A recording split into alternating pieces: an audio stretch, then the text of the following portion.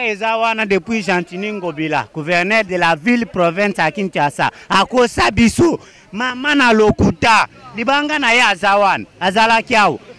Koko Sabiso gouverneur Mobimba, depuis Akenda, Tilelo, Gentini Akenda, Abosana. Toujours rappelé place Gentini Afandi, Abosana te, a se rappelé na Libanga na ya tia place one, na po ya Bongolo. Président de la République, Yende Moutazana problème. Le président de la République est le garant de bon fonctionnement des institutions. C'est lui qui contrôle tout. C'est lui. Donc, il y a tout la bilan. Bilan, en tout cas, c'est vraiment bizarre. Donc, ce qu'on a conscience, François Hollande n'est pas en France. À promettre le peuple français, à réaliser à deuxième mandat. Donc, ce que nous demandons à Félix Tshisekedi, deuxième mandat, parce que ça ne va pas. Et là, on tout le monde est en côté. Banzala, chômage, et ça n'a pas de zalaka.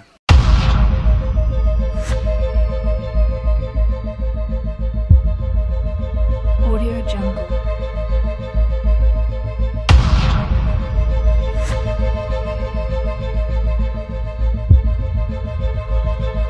Audio Jungle.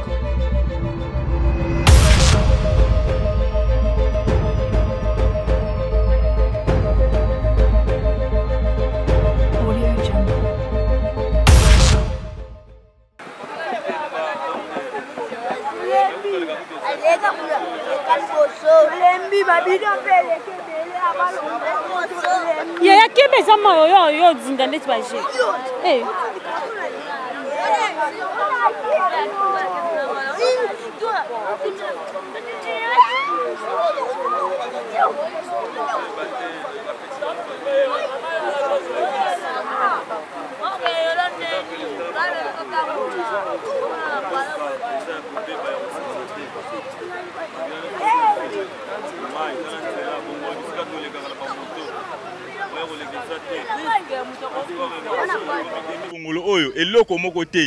Le président de la République, il y a un béton de papa, il y a une station pour Bongolo, pour la moyenne.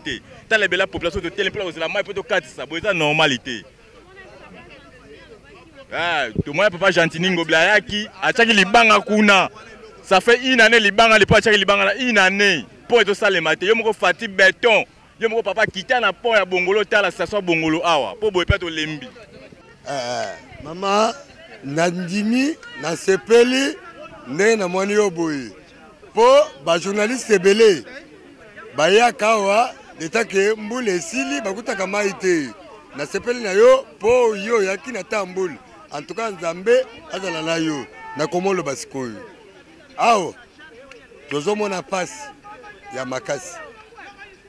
Awa soki otali na poto wana Gentini Ngobila a déposé libanga na wana. Oh dans 6 mois basala po ya Bongolo, po ya Ngoi. Oh ma etondi wana nde po ya Bongolo. Mais banda exposé libanga tozomona ata eloko te. Mais soit ça passe par FCC to voter bango. Mais na manda oye koya ba le biso lisusu to voter bango te.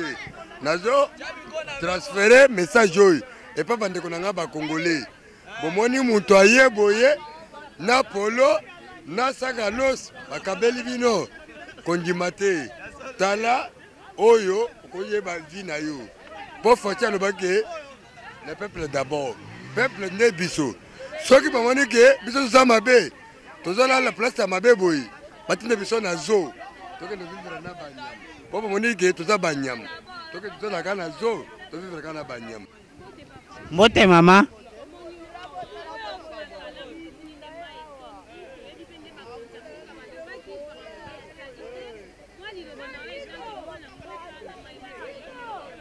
Merci beaucoup maman Namutuna. Mais awa tolembe to dindaka soki mbula penza ebeti na butu tolala na bana ya kotelema. Libanga ezawana depuis Gentini Ngobila, gouverneur de la ville province à Kinshasa, à Kosabiso, Mamana Lokuta, Libanga na ya Azawan, Azala Kiao. Koko Sabiso gouverneur Mobimba, depuis Akenda, Tilelo, Gentini Akenda, Abosana. tozo rappeler place Gentini afandi abosana te ase rappeler na libanga na ya tia place wana na po ya bongolo. Oui, Gentini Ngobila ataka libanga wana akosa biso te tobosani te place ya azali ase rappeler ayebake bantu wana banyama te na chela bango libanga ngonga ya campagne abosana te ngenga ke libela tomona yete akanisa makambo na ya alobaka Gentini alobaka ye moko biso moto senga yete ye moko ayaki me abosana te azongela maloba na ye aya sala makambo alobi bacheri biso ba ampulo ba chinois kolakisa oni lokuta Gentini akosi biso aya silisa makambo na ye biso to kemba to lala na mbula to dinda abosana te mbonga kampanya koya mbote mama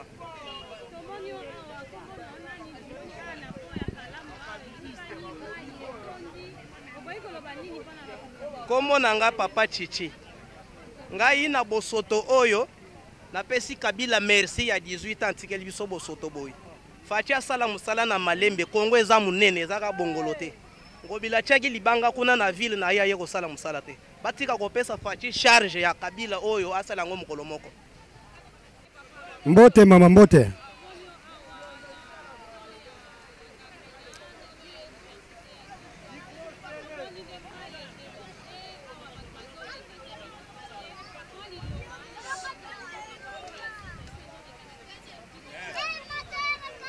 En tout cas, nous regrettons beaucoup pour Namboka Nabiso. On a dit avant Kabila est égal à Kabila. Le président de la République est le garant de bon fonctionnement des institutions. C'est le président de la République qui est en train de gérer le pays. Alors, Gentini Ngobila, ceux qui vont continuer comme ça, c'est-à-dire ce sont des gens qui ne sont pas surveillés. Donc, ils vont contrôler les gens. Mais biso babilo kwana tozo tala ba Gentini Ngobila te. Tozo kotala le chef de l'État parce que yene to tuna bilan na ye ya mandat na ye. C'est lui.